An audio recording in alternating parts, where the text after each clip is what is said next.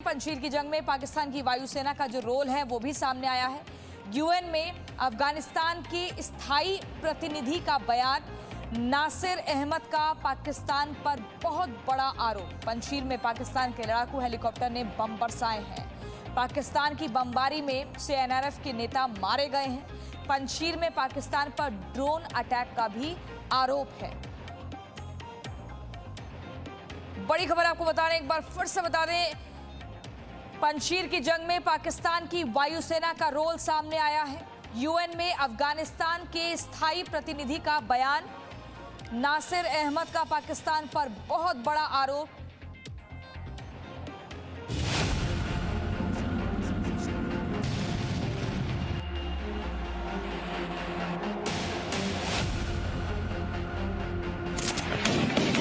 पंजशीर में तालिबान को पाकिस्तान की हवाई मदद। पंजशीर में पाकिस्तान ने भेजे लड़ाकू हेलीकॉप्टर।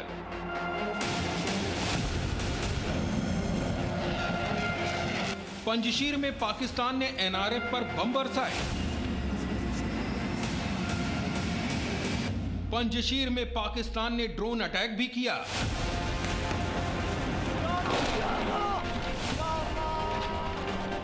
तालिबान को नापाक मदद, इसीलिए बैकफुट पर पंजशीर। तालिबान को पाकिस्तान अफगानिस्तान में लंबे वक्त से मदद पहुंचा रहा है।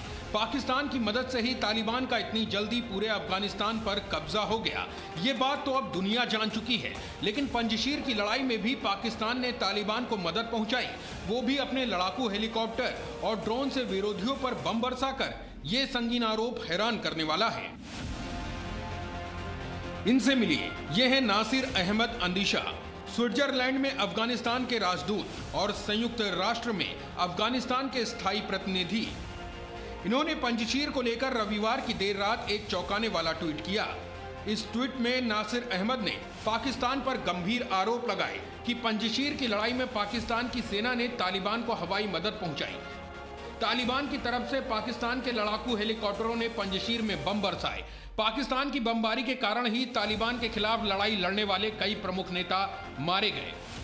नासिर अहमद ने इसके बाद पाकिस्तान पर गुस्सा निकालते हुए अंत में ये भी लिखा कि बस अब बहुत हुआ, पाकिस्तान अपनी हरकतों से बाज आए। और सिर्फ नासिर ही नहीं, नासिर के अलावा अफगान मीडिया के हवाले से वहां के एक पूर्व सांसद के आरोप भी खूब चर्चा में रहे।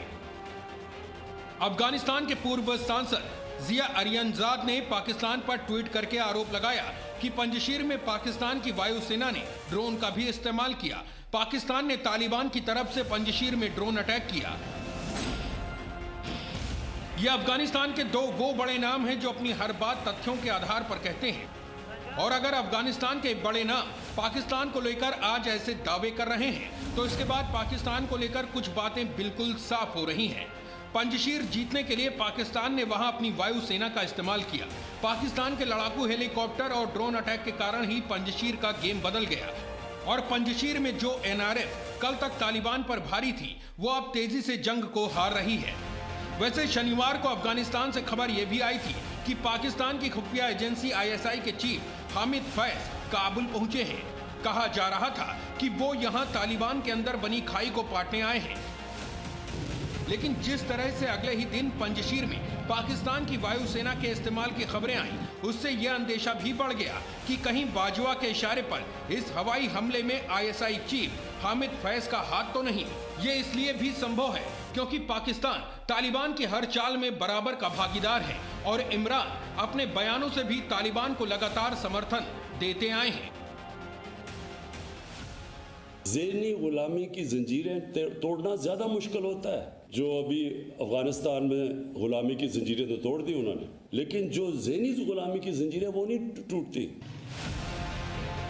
तालिबान को पाकिस्तानी सेना की मदद पर यह खुलासा पहली बार हुआ है। इससे पहले जी न्यूज ने आपको जानकारी दी थी कि पीओके के हजारों आतंकी तालिबान की तरफ से अफगानिस्तान में लड़ाई करने गए हैं। जी न्यूज ने ही सबसे पहले आपको पीओके की वो तस्वीर भी दिखाई थी जिसमें यही आतंकी जब काबुल से लौटे तो तालिबान की जीत का जश्न AK-47 की फायरिंग करके मनाया था।